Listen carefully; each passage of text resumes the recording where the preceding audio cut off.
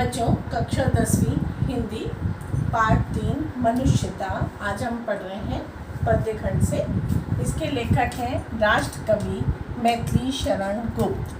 आपका जन्म 1886 में चिरगांव जिला झांसी में हुआ था और आप राम भक्त कवि रहे हैं। आपकी भाषा विशुद्ध खड़ी बोली है जिसमें संस्कृत भाषा का प्रभाव प्रबलता से मिलता है। कविताओं में राष्ट्रीय भावना की झलक मिलती है।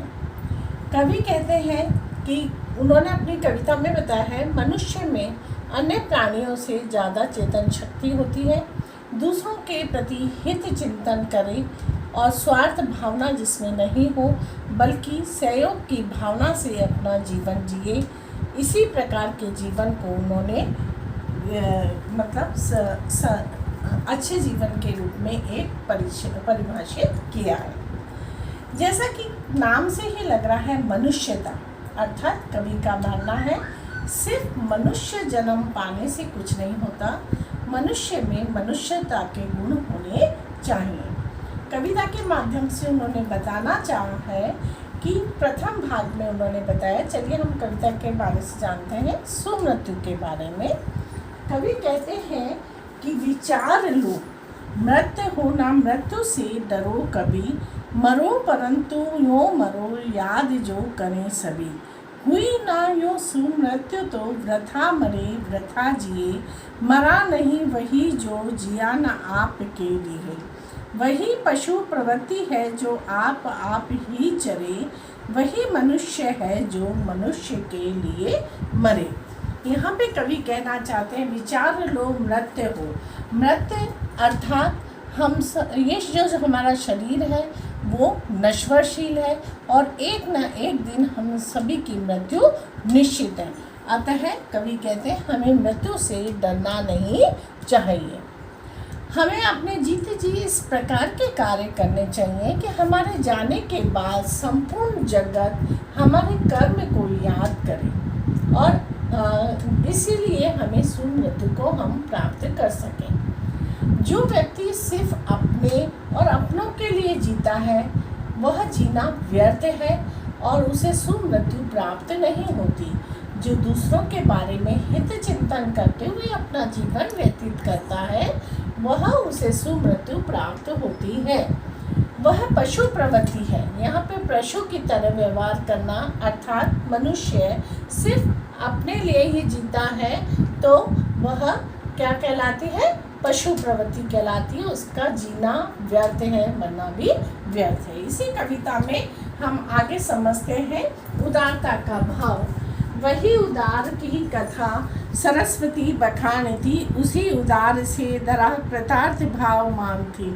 उसी उदार की सदा सजीव कीर्ति गूंजती, तथा उसी उदार को समस्त सृष्टि पूजती। अखंड आत्म भाव जो असीम भाव से भरे, वही मनुष्य है जो मनुष्य के लिए मरे। यहाँ पे कवि बताना चाहते हैं कि उदारता का भाव जिसमें होता है तो यह सरस्वती अर्थात सरस्वती भी उसका बखान करती है। उसको पुस्तकों के माध्यम से सदा उसके बारे में हम पढ़ते रहते हैं। ये धरा उसके प्रति कृतार्थता का भाव मानती है, अर्थात उसके लिए जन्म को वो अपने आप को सर्वोपरि मानती है। उसकी सजीव कीर्ति, वह भौतिक रूप से चाहे रहे या न रहे इस संसार में, परंतु उसके द्वारा किए गए उदारता के कार्यों से उसकी सजीवता से कीर्ति सदैव गूंजती रहती है। संपूर्ण सृष्टि उसको पूजती है, अर्थात सब उसे मान सम्मान देते हैं। अखंड आत्मभाव जो असीम विश्व में भरे, अर्थात मनुष्य में उदारता का भाव होना चाहिए और संपूर्ण विश्व को अखंडता के आत्मभाव से भरा हुआ मानना चाहिए। ठीक है। कवि आगे बताते हैं दानशीलता का महत्व।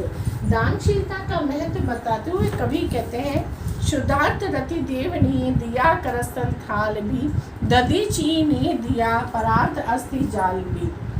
उशिना क्षितिज ने स्वयं मांस दान भी किया, सहर्ष वीर कर्ण ने शरीर चर्म भी दिया। अनित्य देह के लिए अनादि जीव क्या डरे, वही मनुष्य है जो मनुष्य के लिए मरे।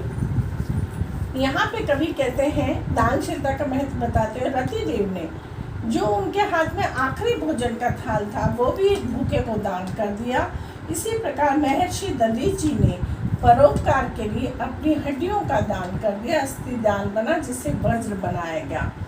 उशीनर के जो राजा हुए शिबी, उन्होंने एक पक्षी की रक्षा के लिए अपने स्वयं मांस को दान कर दिया। और इसी तरह कर्ण ने शरीर चर्म को दान करके अपनी दानशीलता के लिए संसार को एक संदेश दिया है। अतः यह जो हमारी देह है वह अनित्य है, नश्वरशील है, इसके लिए हमें कभी भी नहीं घबराना चाहिए। कभी आगे बताते हैं सहानुभूति का महत्व। सहानुभूति चाहिए, महाविभूति है यही, वशीकृता सदैव है बनी हुई स्वयं मही। विरुद्धवाद बुद्ध का दया प्रभाव में वहा, विनित लोग वर्ग क्या न सामने झुका रहा। वही उदार है जो परोपकार करे, वही मनुष्य है जो मनुष्य के लिए मरे। कवि कहते हैं कि हमारे अंदर सहानुभूति होनी चाहिए, क्योंकि यही हमारे लिए महान विभूति है। ये इससे सहानुभूति के कारण हम संपूर्ण धरा को अपने वश में कर सकते हैं। जिस प्रकार कवि ने अपने इसको समझाने के लिए कहा, बुद्ध जब संन्यास लेते हैं तो उनके विरोध में संपूर्ण संसार खड़ा हो जाता है, परंतु जब उनकी दया और करुणा इस संसार में बहती है, उनकी करुणा की बरसात होती है, तो संपूर्ण जगत उनके प्रति नतमस्तक हो जाता है। अतः ये मनुष्यता के कुछ गुणों के द्वारा कविता में समझाया गया है। हम आगे का फिर नेक्स्ट उस वीडियो में पढ़ेंगे, और तब तक आप इसको समझिए और पढ़िए।